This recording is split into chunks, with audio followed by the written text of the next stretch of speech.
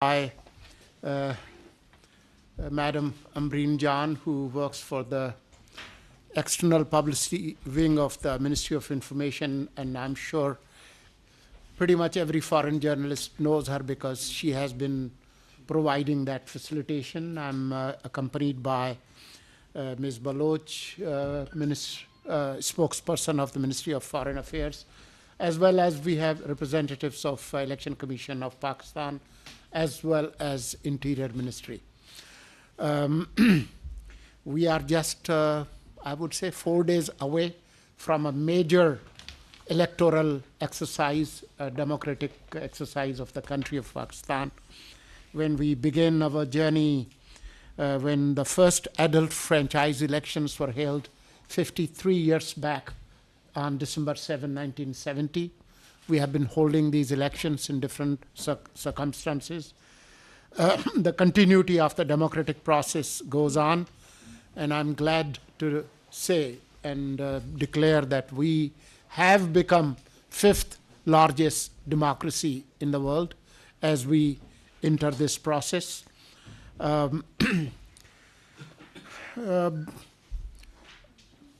336 total National Assembly seats are up for grab. We have 266 National Assembly seats that would be contested. There are a lot of details about this exercise. I think it's 128.6 million voters will be exercising their right to vote, 4 provincial assemblies and the National Assembly. So we wanted to welcome you all and assure you that we have very good arrangements to ensure the security and integrity of the process, providing security to polling stations in a 3-tier system, with police taking the main responsibility in the first perimeter, including the polling stations, with civil armed forces on the outer cordon perimeter, and Pakistan Army as the main quick reaction force on the outside perimeter. So we have more than ample resources available to ensure peaceful, free and fair elections on Thursday, February 8. There have been speculations in the past about the possibility of elections, at times about severity of the weather, sometimes about security, sometimes about even Iran-Pakistan skirmish that we experienced last month. But we have been consistent. Caretaker government has been consistent from the day one. And as the chief spokesperson of the government of Pakistan, I have held this position consistently that elections will be held on time as announced by the Election Commission of Pakistan. So we welcome you all, and we open this session for question. We would have to wind up before 1 p.m. because there are other important media activities planned that you are already aware of. So we'll have one question for each organization, and we'll just go back and forth. Madam Ambreen Jan has the names, and we'll go. Mr. Nick, would you like to ask any question from the Minister about the elections? Sure. So what's your, assuming that there are any problems on election day, how quickly would these military units be able to be, how quickly could you deploy them? Probably less than the number of fingers on your hand in terms of minutes. Next is the national media. Mr. Farhan Bukhari. Thank you, Madam. First of all, let me thank you for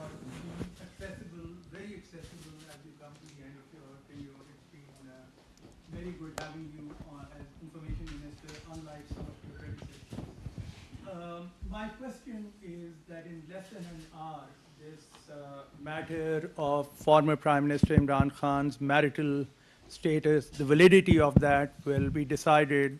Court is going to give out its verdict. This and other developments, other events around Imran Khan and PTI have reinforced the impression that this is a highly one-sided election with the establishment holding charge. What is your response to these allegations and the environment in which you're heading towards these elections for the fifth largest democracy, as you say? Thank you, sir. We are a free country, and they have every right to criticize anything, including the caretaker government and the courts. Media is free. They have been venting their dissent, and they have every right to criticize any judgment of the court. As far as the verdicts of courts are concerned, the caretaker government has no comment about those verdicts. We do not control the courts. And the establishment's rule? We represent the caretaker government of Pakistan that's put in place legally and constitutionally.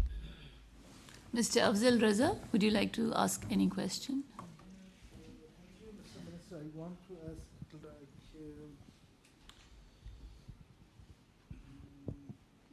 how many, can you please repeat the digits, how many voters would cast their votes for this year election? 128.6 million voters across Pakistan. How many, do you have any figures, Minister, to how many males and how many females? Yes, The we category do and, have figures. Let me try. Yeah. Okay. Thank you.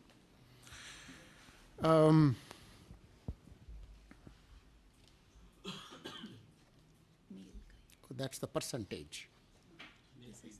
Okay.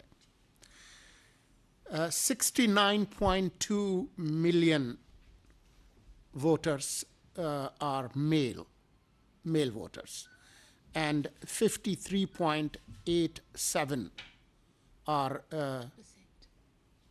no, that's the percentage. I'm sorry, 59.3 million female voters.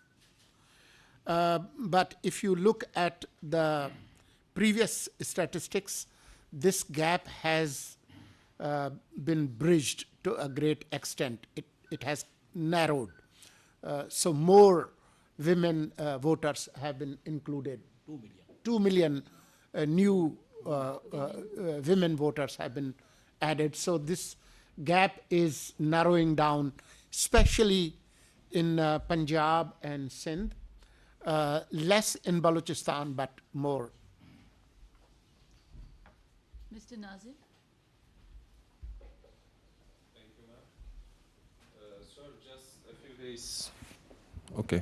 just a few days before the elections and terrorist attacks increase in Balochistan and KPK.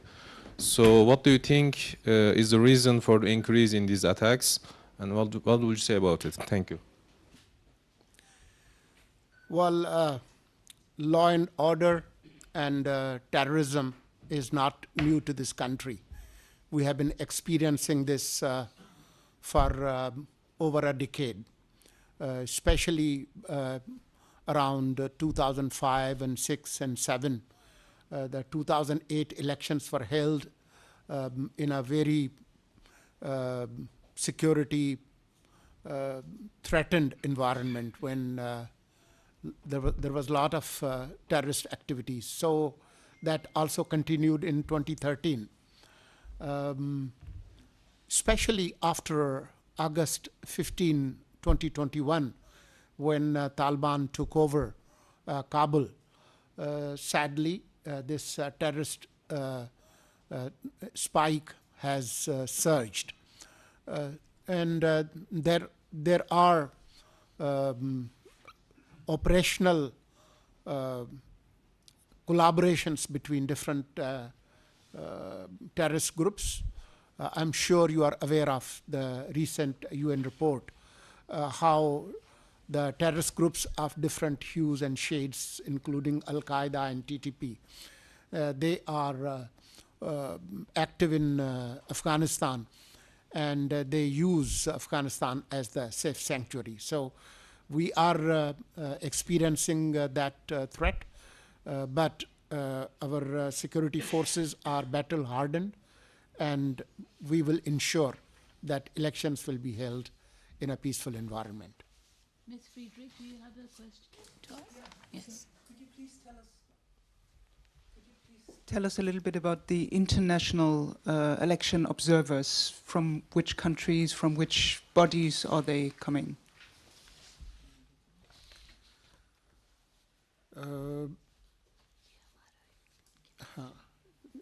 Do you have the figures of the foreign observers? I have.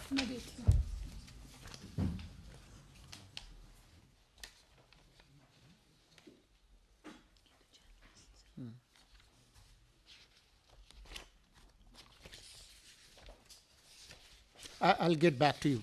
Let me just pull it out and take another question in the meantime. Ms. Liuzhen, do you have a question? No? Okay. So now we come to the last one.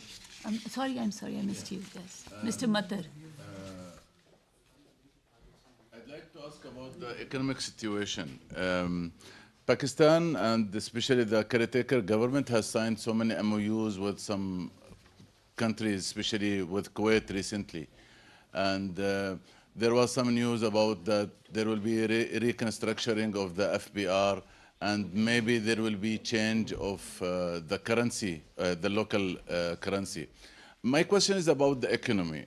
Whether this election, in a way or another, the result of this election will affect Pakistan's relation with, for example, the Gulf countries, will improve the economic situation. What is the fate of those MOUs signed during the caretaker government, especially with Kuwait? The economic initiatives that took place during caretaker government were taken in the background of SIFC, Special Investment Facilitation Council, and that was approved by the outgoing parliament. So it has the cover of the parliament, and the same political forces would return in the parliament with whatever ratio people decide in terms of their priority. But the same political forces that endorsed these economic initiatives are about to return to parliament in few days. So I have full faith that these economic initiatives will continue, and our relationship with our partners in Gulf and elsewhere, including People's Republic of China, those relations will deepen, and Pakistan, that has been stabilized economically in last 5 months, there is enough to build on those initiatives. You can get back to her. About Ms. the Friedrich. FBR and the currency. I'm sorry? There was a part of my question about reconstruction of the FBR and changing of the currency. Yeah, even yesterday, SIFC approved, and our cabinet also approved economic reforms related to tax policy and FBR. But those changes will take place after we make some amendments in FBR and Customs Act, and that's the domain of the Parliament. So we will carry and forward those recommendations and the work that we have conducted so far to the next Parliament, and we are hopeful that these will be approved, because they are in the greater interest of Pakistan and its economic future. And that will also stabilize rupee-dollar relationship. As you have seen, the day caretaker government took oath of office on August 17 last year, official interbank rate was 296 rupees for a single dollar, but in open market, we couldn't find a dollar in 350 rupees or even 400, and there were speculations that we will just go to 500 rupees for a dollar. But because of the administrative measures and some efficient working of the governance system, we have stabilized the economy and also the open rate and the curb rate on the dollar. Ms. Friedrich, you can repeat the question and the minister will answer now. My question was whether Foreign observers. Yeah. Yeah. Well, 92 international observers from international organizations like Commonwealth, EU, and embassies of bilateral countries, they have been issued visa as observers, and they include countries like Russian Federation, Japan, South Africa, Zimbabwe, Netherlands, Malaysia, Hungary, Sweden, Azerbaijan, Germany, and Kyrgyz Republic. The last question? Yes. Ms. Gary, would you like to ask please. something? Yes. Thank you. You addressed the Imran Khan court cases, but I just wanted to ask, the PTI have alleged that there's been a campaign of intimidation, of violence, of abduction against them during the course of this election. And I wanted to know what your response to that is. We find these allegations baseless and absurd.